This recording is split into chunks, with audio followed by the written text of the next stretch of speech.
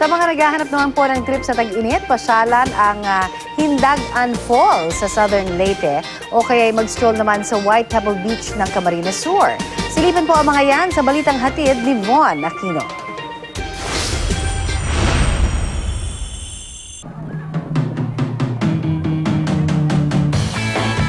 Nakabibighani ang ganda ng isang kakaibang beach resort sa Minalaba, Camarines Sur.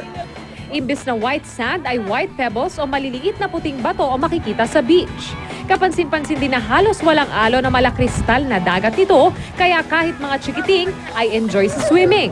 Breathtaking din ang view sa lugar kung saan matatanaw mo pa ang mga bundok na malapit lang sa beach. Hindi lang swimming ang pwedeng gawin dito dahil may mga narerentahan ding bangka. Walang entrance fee sa beach resort at pasok sa budget ang 400 pesos na upa sa mga cottage dito.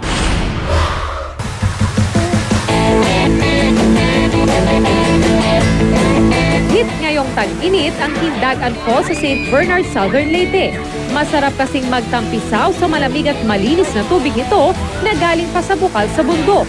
Buong pamilya ang makakapag-swimming dahil nahati sa iba't ibang lalim ang tubig dito. May mga slide din sa lugar na hindi pinagsasawaan ng mga chikiting. Abot kaya ang 20 pesos na entrance fee sa lugar. Von Aquino, GMA News.